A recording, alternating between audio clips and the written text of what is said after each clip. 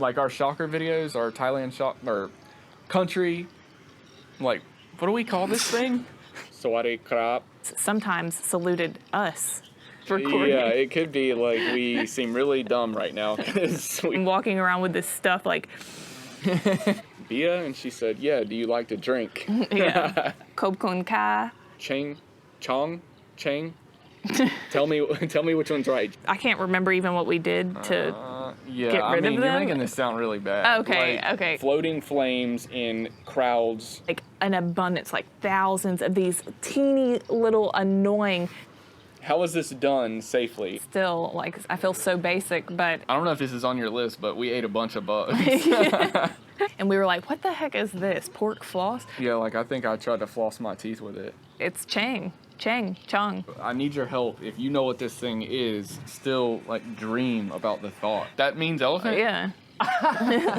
Oh my gosh. That's why it's on the Chang beer.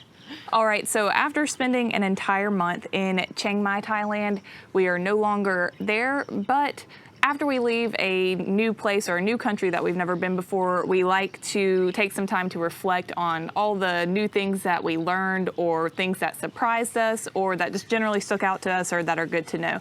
So we're going to do that now for our time in Chiang Mai. So we call this Thailand Surprises that shock foreigners, but it's really not necessarily everything that happens here is necessarily shocking. And this particular time for Thailand, many things were kind of more familiar to us already because we aren't such new travelers anymore. If you've seen our past videos, our shocker videos, so we're starting to learn more, so it's going to take more to shock us. So yeah, exactly with what Chris was saying, probably the first surprise is that there's not as many surprises as there have been for our previous countries that we have visited before Thailand. And just like Chris said, it's because, I mean, Thailand was the 6th country in Southeast Asia that we had been to back to back to back. And so by that time, lots of things from Southeast Asian culture in general had kind of just informed us and got us familiar with things. So when we experienced them for the 6th time, for example, in Thailand, in a new country, then they were no longer surprises to us. We were pretty used to it by that point. Yeah, actually, before coming to Thailand, we were in Laos, which borders Thailand. And then before that, we were in Myanmar, which also borders Thailand. So we were kind of dancing around Thailand before actually getting there. Yeah, and the other thing is we were in Malaysia, which also borders Thailand. So I think the only place that we haven't been to that borders Thailand is Cambodia, and that's on our list. So before we start getting into the more interesting things, go ahead and place your best guess in the comments for where we traveled to after Thailand. And still in Southeast Asia. So if you've been around for a while and you already know all the other Southeast Asian countries that we've been to before Thailand, then you have good odds at choosing the right place. Yeah, a hint is that it's a new country. A new country for us. Yeah. It's not a country that just got created overnight. We found it. We found this one. So if you watched our videos in the Thailand series, then you know that my grandmother, who we call Mamaw, came and stayed with us for the entire month. So that was really new for us because for the last year, we've been traveling to all these new places and gaining all these new experiences, just Chris and me together. And so having Mamaw with us was really cool. And it was her first time in Asia in general, and her first time traveling out of the country in, I think, decades. So that was fun for us and for her. So yeah, I would say that because we had Mamaw with us, that we did different things. Like our day-to-day activities weren't typical of what they usually are. So we actually did a lot more, I would call it more touristy things. We went around and we did more sightseeing. Because Mamaw was there and this was her opportunity to get a chance to see things that are out there in Thailand. Our approach is typically more like we don't necessarily go to the popular places or the touristy places. We do go to some, but we spend our time just more or less living in the place where we are and doing kind of things that you would think of as everyday things, like figuring out how to where you're going to get your groceries, where you're going to work out, where you're going to go outside to get like nature. Your go-to restaurants close to where you live, and maybe get to know kind of like your neighbors and the people in the local businesses, like the convenience shops ran out of people's houses next door to you and stuff like that. Yeah. Oftentimes we meet people that are very close in our neighborhood, so to speak, or nearby businesses because we frequent these areas, and so we'll start to get to know the culture and the people that way. So one thing that actually did surprise us, and we realized straight away right when we got into Chiang Mai, is how developed it is. We were expecting it to be relatively developed, but it was really developed. Like we actually lived off of an interstate, and so that was like maybe one of our first times even being on a big like multi-lane highway in all of Southeast Asia, I think, for the entire year that we've been traveling. We lived right off of this busy interstate with like 18-wheelers going by, and well, I would say that we were on interstates like in Singapore and Malaysia, but in terms of having to use them to get somewhere, this was our first time having to use the interstate to actually get into Old City. Right. Where everything was. So we couldn't just walk. Luckily, we lived near a large mall, so we could walk over there, but we weren't able to actually, like if we wanted to go see anything, we had to use a car, and we would always get on the interstate since we lived right next to it. So yeah, about the place that we stayed in this really modern, developed apartment complex. It was actually multiple apartments ran by the same, what would you call it, business, all together right next to this really large mall called Central Festival. And we were on the outskirts of the city center of Chiang Mai. So the city center is referred to as Old City, and if you're not familiar, then we'll talk about that a little bit more in a few minutes. But since we lived on the outskirts off of this interstate, we would, every time we needed to or wanted to go out, unless it was to that next door shopping mall, Central Festival, which did have like everything that we needed. But if we wanted to go out for an experience or to do something or to eat, then we would need to travel on the interstate and get into Old City. But it was really only like 10 to 15 minute drive anytime. Yeah. The way that we would get places is through Grab, which is what we've most heavily used the entire time that we have been in Southeast Asia, just like Uber, but it's called Grab. And was this the first time we actually used it on the regular? Like, I think we used it in Laos, or no, Laos didn't have Grab. They had Loca, and then Myanmar, oh, no, yeah, we used Grab. Yeah, we've used it basically everywhere. I forgot, because at some point we didn't use it. We didn't use it in Bali. Yeah, okay. Or in Singapore. Right. Yeah. So I think the first time we used it was in Malaysia, and that's when we had that one experience where it's in the Malaysia videos if you want to go see the embarrassing Grab experience. But anyways, so we would Grab everywhere, and 10 to 15 minutes from our apartment to Old City, where all the attractions are and where everything's happening, and it would usually be about like $2 to $3 for that ride. So it was affordable. And yeah, Grab is so good. I was just trying to figure out like when we started experiencing it, because Thailand and Myanmar were both really great experiences. Thailand, I think every time we used Grab, it was like, what was it? Didn't they have like a 7-minute guarantee? Oh yeah, it was so fast. In Thailand, while we were in Chiang Mai, it was every time you book Grab, there was a 7-minute guarantee, and if the driver didn't show up within 7 minutes, then they would give you a credit to your account. I think it was for like 30 baht, which is equivalent to about $1. But given that each ride was only $2 to $3, that's significant. That's 33 to 50% off of the ride. So yeah. Okay, so like we've been talking about Old City a lot, and we've shown it in our videos a lot in Chiang Mai too, but in case you're not familiar, Old City is the kind of historical city center of Chiang Mai, and it's got this big, like centuries old wall that is encapsulating the entire city center, and it's kind of like parts of it are kind of like in ruins and parts of it are still standing strong. And outside the wall, there's this old school moat. And these, I believe, are the original architecture still in place. And it was nice to look at. It looked old. Yeah, and hence Old City. But It was a square. Old City was square shaped. Yeah. Maybe a rectangle, but it's like this old school, old city square style like thing that had the moats around it. yeah, but it's not like super small. It's miles and miles or kilometers and kilometers where you are At the across. first time we went in there, it was like, oh, let's just walk across it, and you can, but you'll get pretty sweaty. I mean, it's going to take you probably at least a couple hours. But So- there's tuk-tuks, and like we said, Grab is good, so it's easy to hop from one place to the next. But inside, even though this is Old City, so there are lots of old historical sites inside, mostly lots and lots of temples that are centuries and centuries old, but also lots of developed and new places as well, like Starbucks or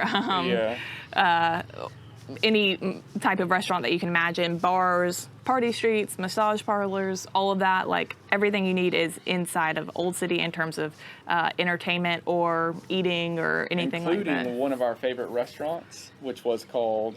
Well, the translation from Thai to English is called Boiled Rice One Baht. So if you go to Chiang Mai and you go into Old City, which you definitely will if you're in Chiang Mai, then you should eat there because that ended up being like our go-to restaurant. Yeah, we went there at least maybe 10 times. No, maybe 5 to 6 in the month that we were there. Oh, I think that you were accurate with 10? Yeah, like we went quite a I think lot. we went twice a day once. Yeah. But So- it's really good food, and it's affordable as well. It was like priced... It was priced well, affordably, yeah. and it was like Thai food, and yeah, it was good. Oh yeah, another thing that is super abundant in Old City and around the Old City area on the outside is the night markets. Like Yeah. there are we've experienced night markets, I think, in like every place that we've been, but every Southeast Asian country that we've been, but there were like multiple. Like that's why I think we have several videos from our Thailand series that are showcasing the different night markets. Yeah, many night markets there that that's gonna be like a main attraction if you go to Chiang Mai would be the night markets. There's so many things to see and so much activity going on when you go to these things. So it's really a sight. Yeah, I think that sometimes Chiang Mai is referred to as the city of temples because there are so many temples in the city, but I jokingly called it the city of night markets because there's just so many. We went to all of the main ones, but I'm sure that there are smaller ones that we didn't get to. And Chris briefly mentioned about how to get around inside of Old City. So we talked about grabbing everywhere grabbing from our apartment to Old City or for going longer distances. But when you're in Old City, if you don't want to walk from place to place because it can take quite a while and in the heat might not be the funnest thing, but they have tuk-tuks like crazy everywhere, both inside and outside of Old City, but and also these red truck taxis, which we showed us in a red truck taxi on the mountain called Doi Sutep. But it's basically this taxi red truck, pickup truck service that there's so many of them all around Old City, and you just hop in the back, and it's like a closed-in back, and you pay 30 baht per person, and the driver waits usually until the back of the truck gets full, and then just takes everyone to their respective destinations. Yeah, I think in terms of costs, the tuk-tuks can be pretty expensive. They're more of an experience. But you can also negotiate with them. But since you're right there in a popular touristy place, then you're probably not going to be paying Plus, efficient prices. If it's hot, then they know they got you because you're gonna want to you're gonna want to pay. But the trucks, I was gonna say for the trucks, the price, I think that can vary as well. But it can be pretty affordable because a lot of times you're splitting the cost. Like when we came down from the mountain, it was we had to wait for more people to get into the truck, and that caused the price to go lower. So it's a little less inconvenient if you have to wait, but it can be a pretty affordable option. Yeah, so as an example, the driver told us that it would be 50, or I can't remember, I think 50 baht per person for everyone who was riding, unless we wanted to go immediately, and if we did, then as a convenience charge pretty much, then it would go up to, I don't know, I think 100. 100 something baht per person. So yeah, I mean, they'll reason with you depending on what your needs are, but it is a convenient and pretty cool experience for transportation. And while there was traffic in Chiang Mai, like it was like they had motorbikes, tuk-tuks, taxis, cars, trucks, everything, just like everywhere else in Southeast Asia. But I didn't really have that like chaotic experience or that chaotic feeling that we like have a lot of times when you think about Thailand, you'll think about Bangkok, and we've never been, but you always hear people talk about how crazy and busy the city is. And I would say Chiang Mai, definitely, we didn't experience that kind of crazy street, at least on the streets, like with tons of scooters. There were a lot of cars, and the roads were. I mean, there not were that lots packed, of really. motorbikes too, but it wasn't. You didn't hear honking like how we've heard in other places. Yeah, that was something. But yeah. also because we had been in Southeast Asia for so long, up to the point that we got in Thailand, we were normalized to the traffic. But for Mamaw, she thought that the traffic was insane. But relative to the traffic that we have experienced for the entire year up to the point of Thailand, it was minimal. Yeah. And I think just one other point about transportation before we start moving on to other topics is that we noticed in the Grab cars that there would usually be cameras that would have a playback like on the dash or included in the rear view mirror, and they would be constantly recording the front of the vehicle, like facing outward. So I think there was front and rear. I can't remember for sure, but every Grab had this, and so we were wondering, like, is this a regulation or something that they have to have this like feed that you can? I mean, maybe if there's a crash or something. Yeah, so we thought that maybe there was some type of regulation for taxi drivers or Grab drivers in Thailand or in Chiang Mai specifically, where you had to have this feed going in case there was an accident to see who was liable. We're just guessing. We have no idea. But at first we thought maybe it was just a feature in some guy's car. But then, as time went on, we were seeing it in every single Grab, just this continuous feed of camera footage from the front and or back of the car. So now, just in case we're way off track here, bear in mind that we don't own a vehicle and we don't get into cars very often. So, if this is a new feature that all cars have that are constantly just recording. Yeah, it could be like we seem really dumb right now because But yeah, this was definitely standing out something that we hadn't seen. So let us know like what the deal is with that and if it's like a law.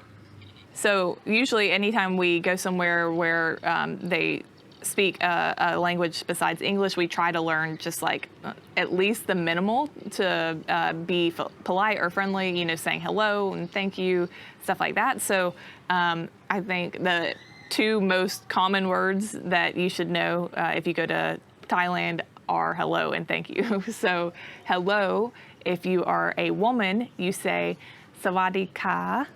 My tone is probably way off, right? But Thai is a tonal language, so you have to have the tones right. But if you say that without the tones there appropriately, I'm sure that everyone's going to know what you mean. But if you're a man, it's actually slightly different. You say, Sawadee krap. Krap. It was very hard for me to get this one down. It's something with the throat. Like you have to, when you say krab, like I would just keep trying over and over again. In particular, every time we got into a Grab, I would make it a point to try to talk to the Grab driver. And many of the Grab drivers, they wouldn't speak to you unless if you did like start the conversation or try to talk with them, then they would be happy to talk back to you. But I kept trying and I think I got it. I don't know, maybe. So say it for the camera, and then anyone who's Thai or who knows Thai, critique Chris. Oh man, that puts me on the spot. So I'll give it my best. Sawadee krap. Sawadee krap. So that's hello, and then thank you. If you're a woman, it is. Oh, I was about to say kopchai, which is Lao. Yeah. If you're a woman, then it is kopkun ka. And if you're a man, it is Kopkun krap. Yeah. So the difference is that women, I guess, women in the Thai language end certain words or certain sentences or phrases with ka, and men with krup. Krap. Yeah. And so actually, a lot of times we would hear people like listening to the radio and grabs, or just listening to Thai people interact with each other. We would hear the words ka and krup all the time, and sometimes people would just only say those words as if it were yes or no. So like, someone might say something and the other person would say krup or ka, and like, but we're not sure what they mean in their own right. Like, so we know that one seems to be feminine and one seems to be masculine in terms of like who uses the words, but we're not sure exactly what they mean. So in their own right. So if you know, then share that with us in the comments. Also, in terms of, I guess this really isn't Thai language, but interacting with Thai people, a lot of times when we would ask them their names, we would ask, what's your name? And they might say K or A. Or like letters of the alphabet. Yeah, it would just be a letter several times. So we would ask them like, what, that's your name? And they would say, that's my nickname. So maybe... I think at first we just thought that was their name, but then once it was like K, A, once we started realizing that it was a pattern. It was just a single letter, not K like K-A-Y, but like... I think it was finally after that I was like, this can't be. And so then I asked somebody, what's your Thai name? And then...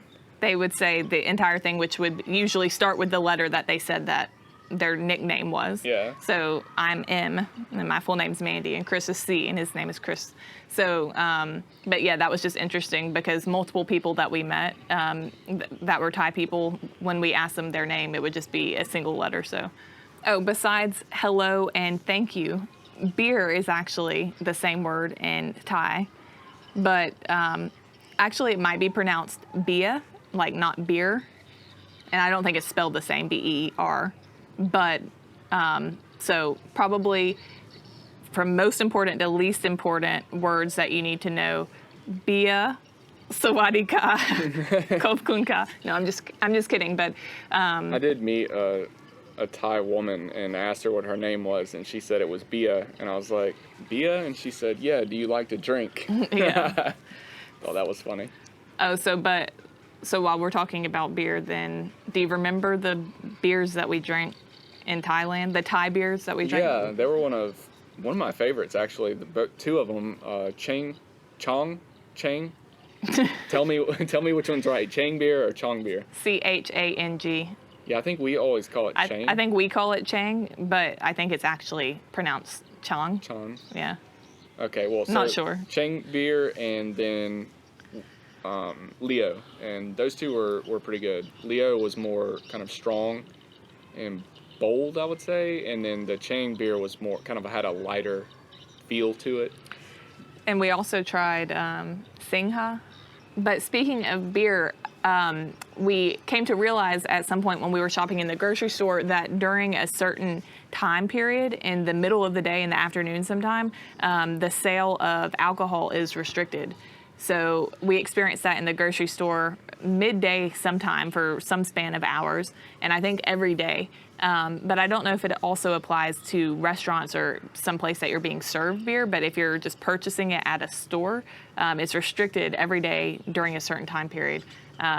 Not sure exactly why that is or what the exact specifications are, but if you know, then let us know in the comments and the background behind that, why that is. Yeah, it was kind of different than what we've seen before because it was in the middle of the day, the restriction, I think. Yeah, like in Singapore, we know about restrictions they at had night. Restriction at night and during the weekends, and then in certain states in the U.S. you can't buy it on Sundays and stuff like that. But yeah, in the middle of the day. Another thing that I noticed was like at least on one of the night markets in Old City, they don't allow you to have open containers on the street. So if you purchase a beer, you can't walk around with it in certain areas. And I did see, like, they had signs posted, and I didn't know how seriously they would take it, but I think it was a large fine if you had an open container on the street. And I saw a tourist just walking with an open container, and a local guy came and was, telling him, no, can't have that out here. And so he put it away. Yeah. So they take that seriously as well.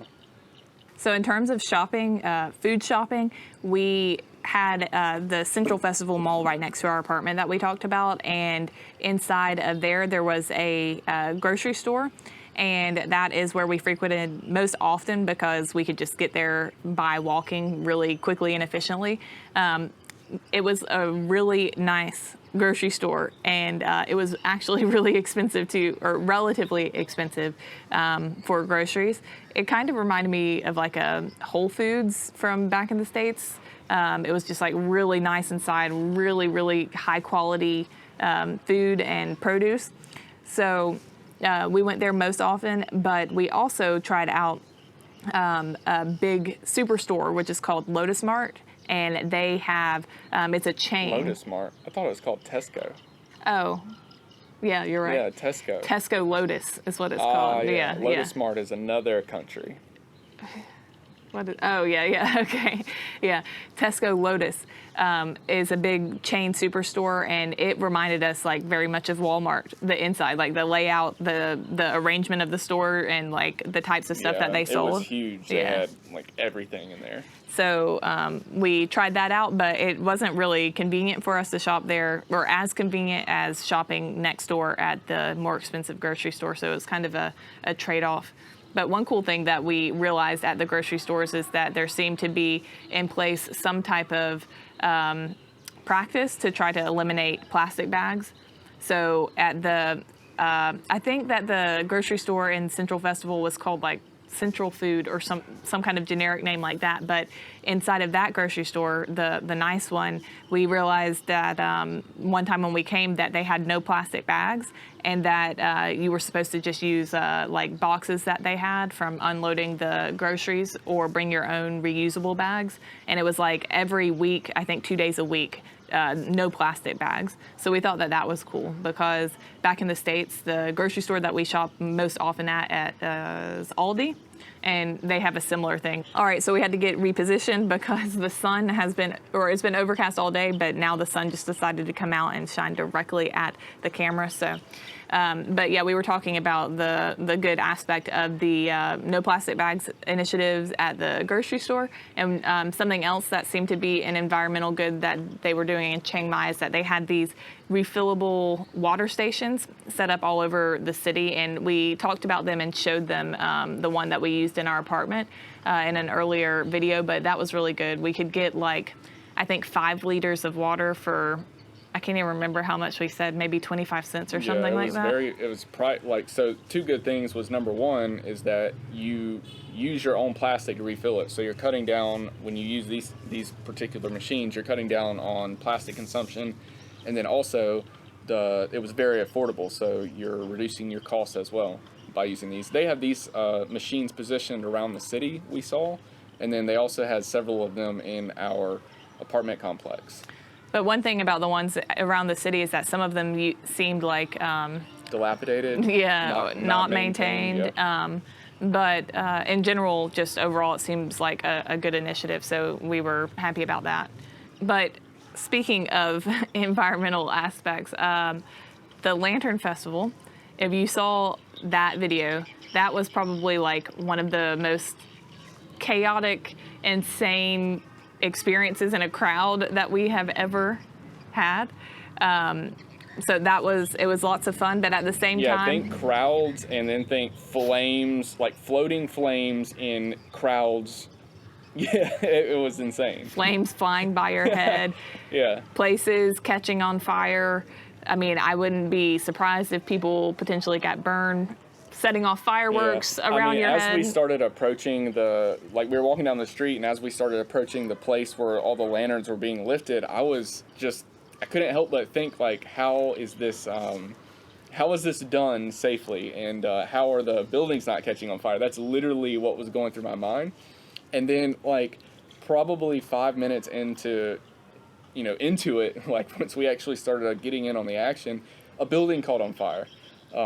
So you'll have to we actually caught that on film, so check out the Lantern Festival video for that. But yeah, I was thinking, this is what I was thinking, it just happened. So the Lantern Festival was fun, and it was a crazy experience to be a part of, but it also definitely raises environmental concerns as well. Like the not just safety concerns for the people in the crowd, but like all the leftover lanterns that are getting caught in trees or that are just like littering the place. And then the croutons in the river, I think that you're supposed to use biodegradable material to make your floating baskets, but whether or not everybody abides by those rules, I mean, there's no way that that's being enforced or regulated. So that is kind of a concern. Yeah, concern. So, and also we actually came to know that I think that they shut down the airport during the 3 days of the Lantern Festival, or limit flights during certain times, because the dangers of the lanterns going into the sky with the planes, because there's an international airport in Chiang Mai. So we were in Chiang Mai during October and November, but if you plan to go there, then something that you should probably make at the top of your priorities to know about is the burning season that occurs, and that is very much of a big deal in Chiang Mai. So during several months of the year, I'm not exactly sure now. I looked into this before we went, but now I can't remember. I think it starts in maybe February. I'm not sure. But for several months of the year, there is a burning season where I believe it's the farmers are burning their fields to prepare for the next what would you call it? Harvest. Yeah. So, and apparently the pollution gets really, really bad. Air pollution. Yeah, yeah. The air quality becomes terrible. And if you Google it, you'll see probably like before and after pictures of people taking photos of from their apartment or from a place in Chiang Mai during a non-burning season day versus during a burning season day. And it just looks absolutely awful. So, we definitely did not want to go during that time. Thankfully, we didn't experience any type of air pollution issues while we were in Chiang Mai. Yeah.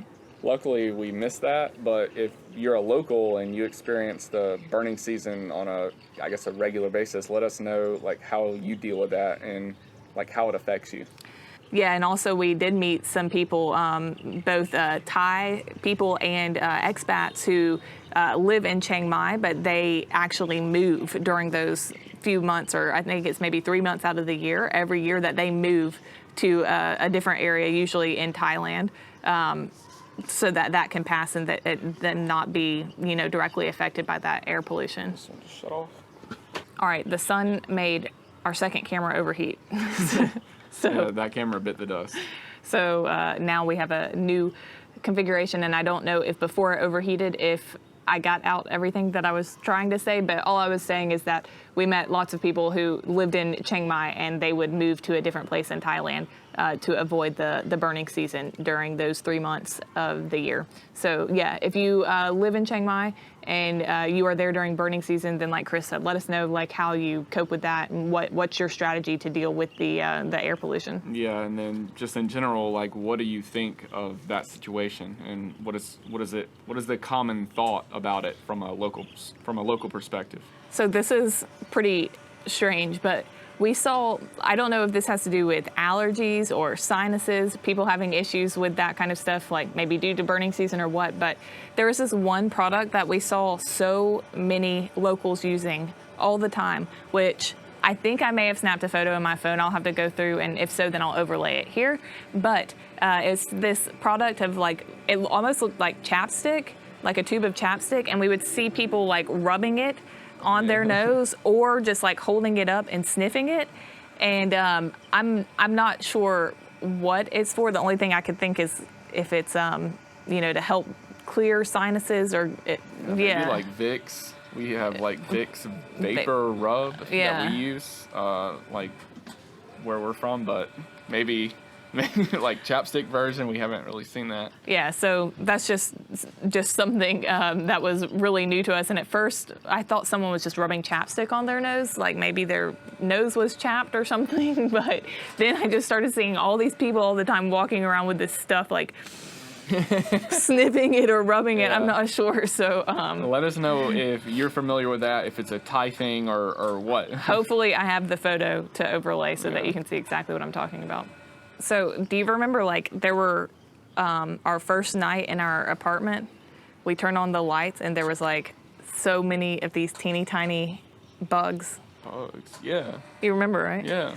Yeah, so we had this like light fixture in our kitchen in our apartment, and like the first night that we were there, we were just sitting at the table and started like getting infested with all these teeny tiny little green bugs. And then when we looked in our light fixture, there was like hundreds of them dead in the light fixture, but they were just like all over the place. And I can't remember even what we did to Yeah, get rid of you're them. making this sound really bad. Okay, okay. Our place was really nice. Yeah. It did have this bug problem, which I think they like spray the whole location to kill bugs, which I'm not really down for like pesticides, but like there were a lot of bugs in our place, but so these just seemed like pests, right? Like they weren't like these disgusting, icky things. They were just like these annoying little bitty flying bugs that we had not seen before. But it wasn't like an issue with our apartment. It was the entire city. So I think that in some of the night market videos that we captured, there were so many bugs. We captured some footage of this. So you may have seen that, but they're just like an abundance, like thousands of these teeny little annoying, they're bigger than gnats, but like more annoying than gnats because you actually feel them like hitting you and crawling on you. They look like small grasshoppers, Yeah. like tiny miniature grasshoppers. They look like teeny little grasshoppers. Which I feel like a great segue is, I don't know if this is on your list, but we ate a bunch of bugs. We ate so many bugs in Thailand for the first time. Yeah, so that was definitely a new experience trying. And they were around, like, they advertised bugs and all over the place, in all the markets. They even have them in the grocery store, like packaged. Yeah, like consuming bugs seem to just be like really popular in Thailand. And we tried, what's the first one we tried? Oh, the first one we tried was silkworm pupa. And this is all filmed and in videos already on the channel. Videos. So if you're interested in seeing how we reacted to eating all these It was critters. the first time. I probably ate some bugs when I was young, but on purpose? yeah, I mean, when I was like, I'm talking about very young, like a young kid, you know? When you're outside, you're just No, playing around. I don't know. Look, some kids eat bugs. I don't know. So, yeah, okay, so the first one we tried was silkworm pupa. I hated that one, to be honest, yeah. Well, grasshopper, I mean, look, any bug that you want to try in Thailand, it's going to be there. And it's going to be, like, widely available. Yeah.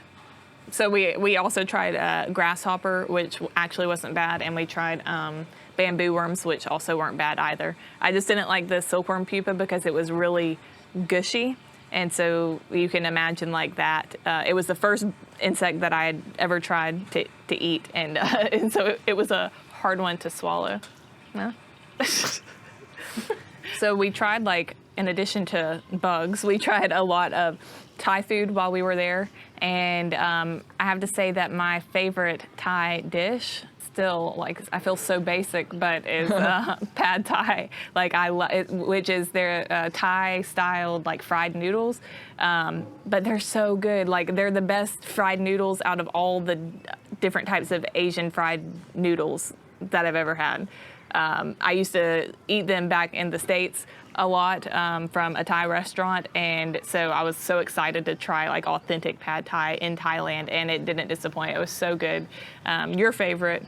Yeah, I'm not, like, I don't prefer noodles as much as rice. I love rice, and so I always get rice dish.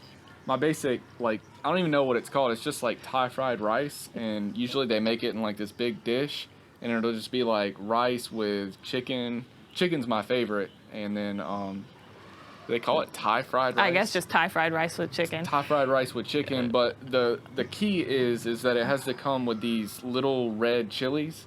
And so I love taking a bite of, get rice and chicken and then one little chili.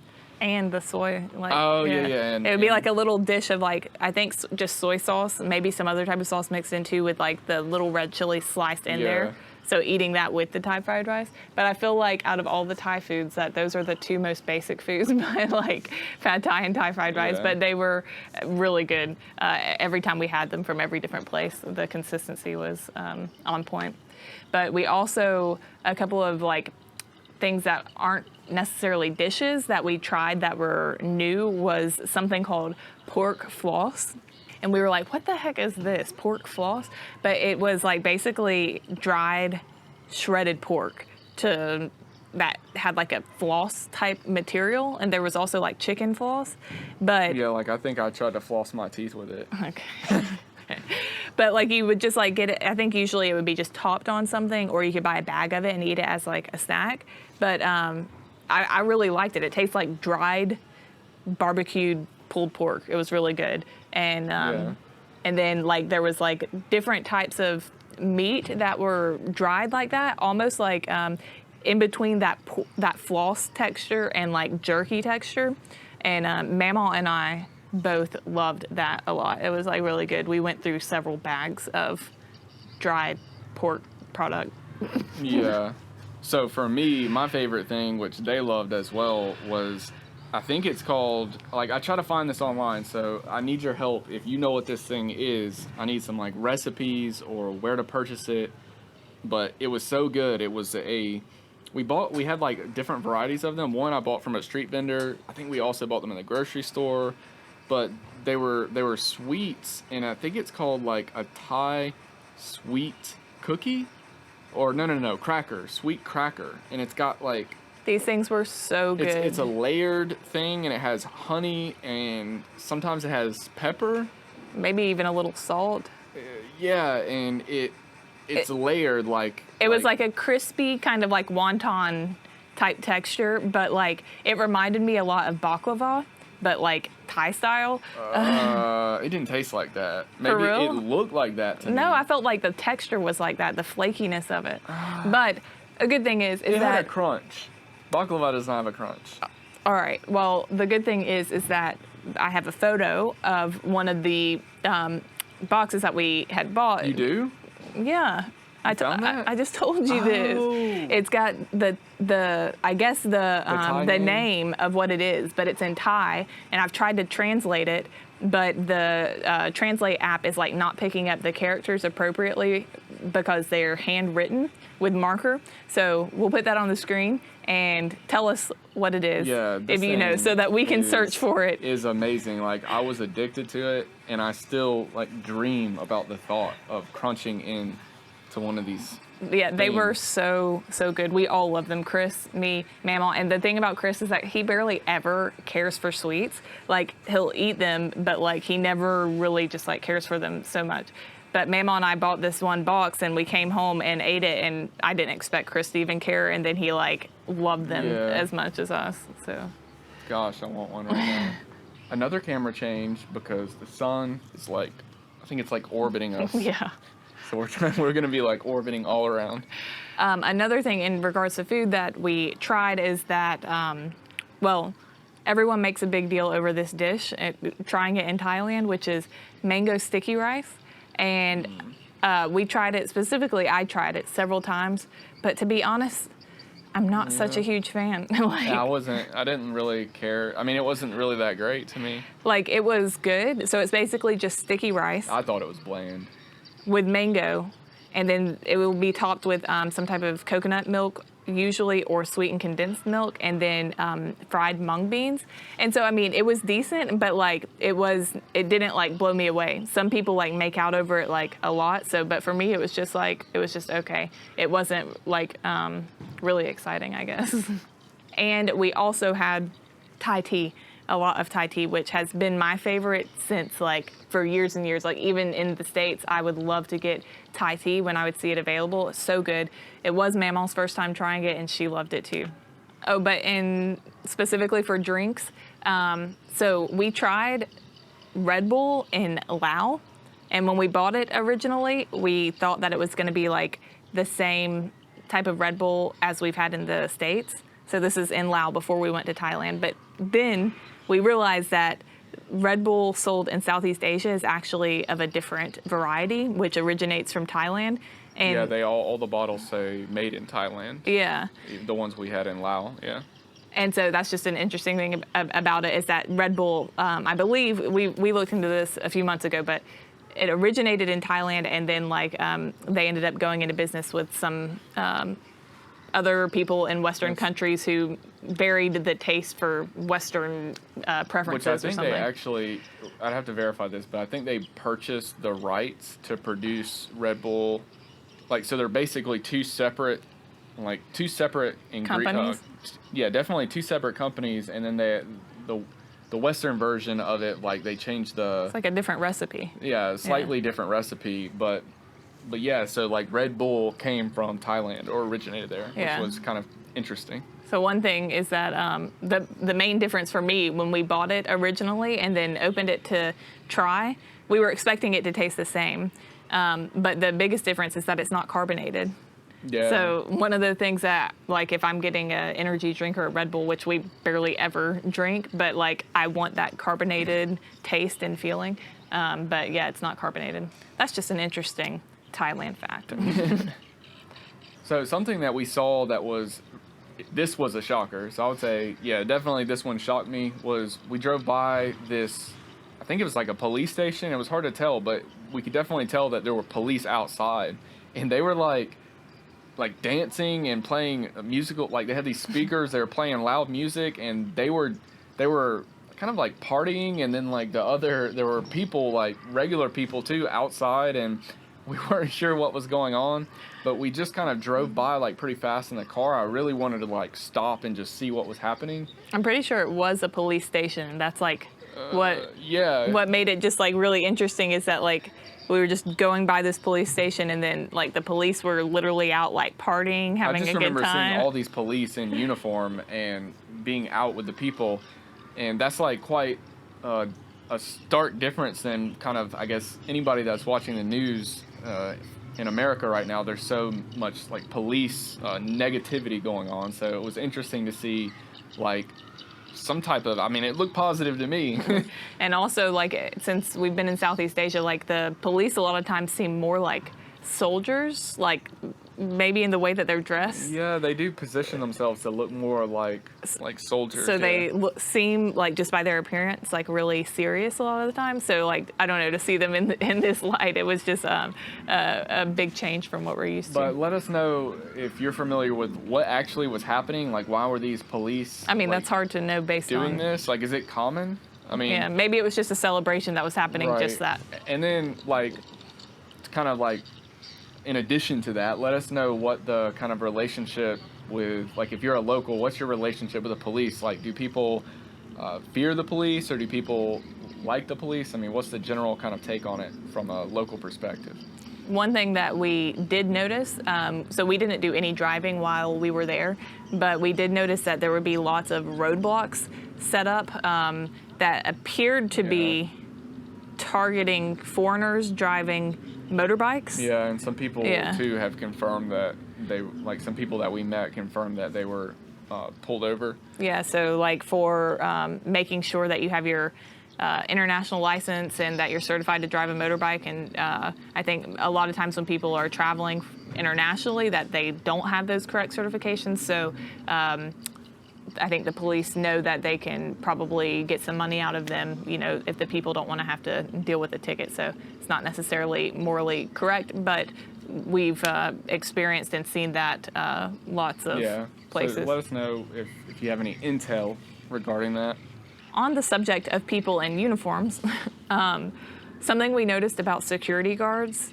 So there were security guards at our apartment complex that we stayed at, as well as like the mall and other places that were crowded and had lots of people. But is that like I'm trying to give an example. So say that our Grab driver is taking us home to our apartment, and he goes through the gate where the security guards are. When he rolls down his window to talk to them, he salutes them. Yeah.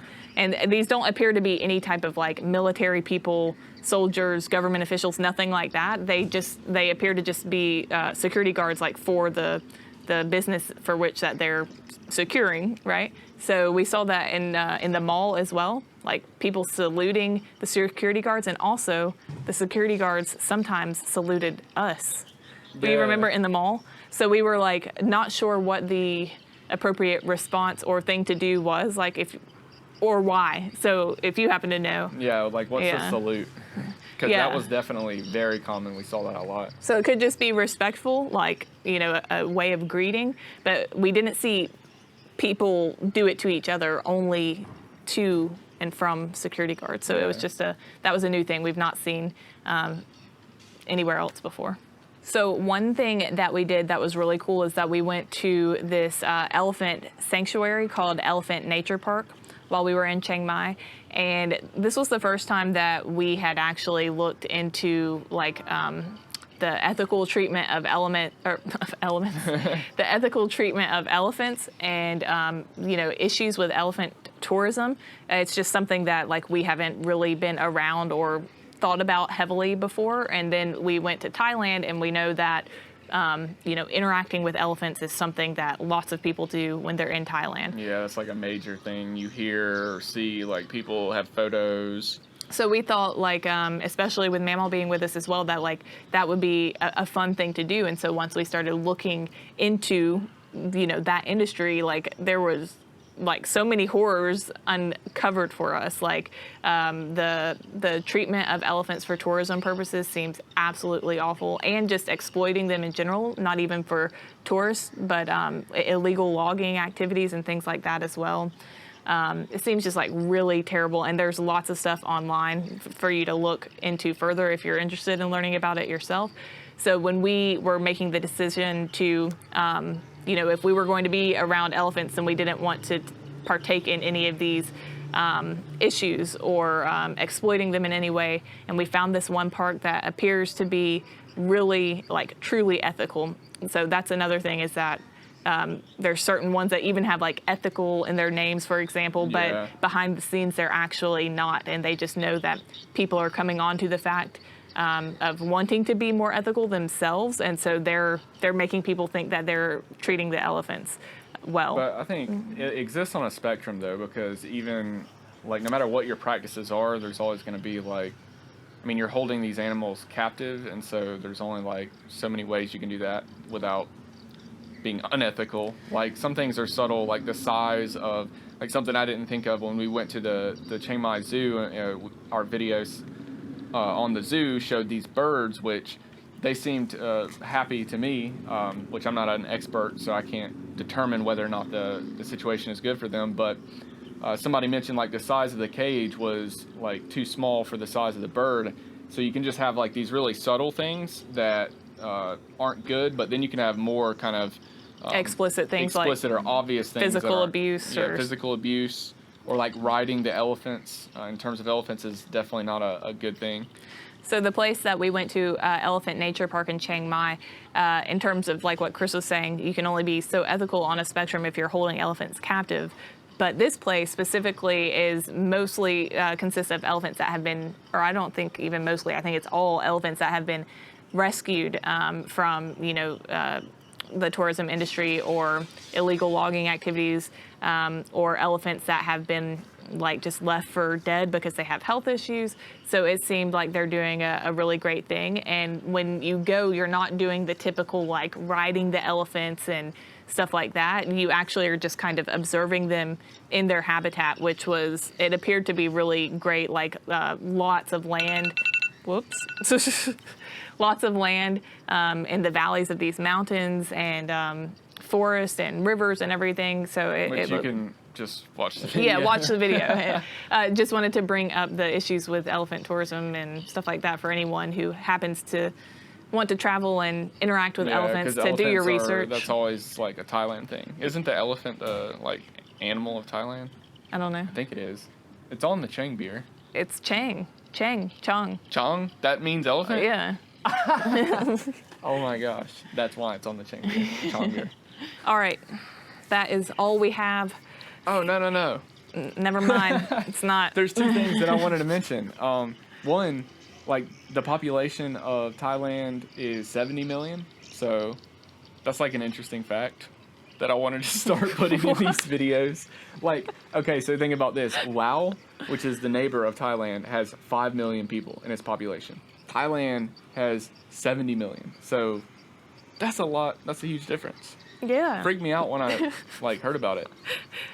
You caught me off guard. All right. But the other thing is, but I did, before you move on, if we're going to be like all factual about demographics. Most of these videos, by the way, like our shocker videos, our Thailand or country, like, what do we call this thing? Country surprises. How the country shocked us. Yeah. It's basically like not facts from like a It's just sharing our yeah, experience. it's like we go to the country and we like experience the things, and when we run into something that was like new or whatever, we like jot it down. We write it down, and then at the end we we go over the list, and then boom, we like tell you about it. Exactly. But before we move on from the population thing, relative to the entire country of Chiang Mai, or of Thailand, 70 million, I think Chiang Mai has a population of like 120,000-ish. So just to give a relative So that's scope. small. Yeah. That's small, yeah. Small population size, yeah. Anyways, So the other thing that I wanted to mention, which is kind of like a fact or a historical kind of thing about Thailand, is that Thailand actually was the only the only country in Southeast Asia that was not colonized during the colonial period. yeah. So all of the other all of the other neighboring and surrounding countries, I believe, were colonized by either the French or Britain. Yeah, it's the only Southeast Asian country that wasn't ever colonized by a European country. Yeah. And so I think like most of the colonization or most of the countries that were colonizing these were the British, the Dutch, the French, and let us know if there are some more missing. But yeah, Thailand, it's on its own, not colonized. So now I think we're done, right? Yeah. All right. So that wraps it up for our experience and reflections on our time in Chiang Mai, Thailand. Let us know about any of the things that we asked about if you have any knowledge or experience with them yourselves. And we will see you in the next video where we will be revealing our next location. There is one last thing that I could mention. Are you serious? That was the perfect ending. There were so many like, God, yeah, maybe we can just cut this, but maybe not. Something interesting that kind of shocked us, and this was when we were going to the elephant sanctuary, was that like you're just driving down the street, and then all of a sudden, like off in the distance, you see this huge, like abnormally large Buddhist statue. You remember that one? Yeah, but we don't have any photo or video of it. Yeah, no, but it was like just by itself, like all you see is green, just kind of fields and stuff, and then there'll just be this huge statue. So look out for that whenever you when you go to Thailand. How is that going to be? Okay. That'll be our ending.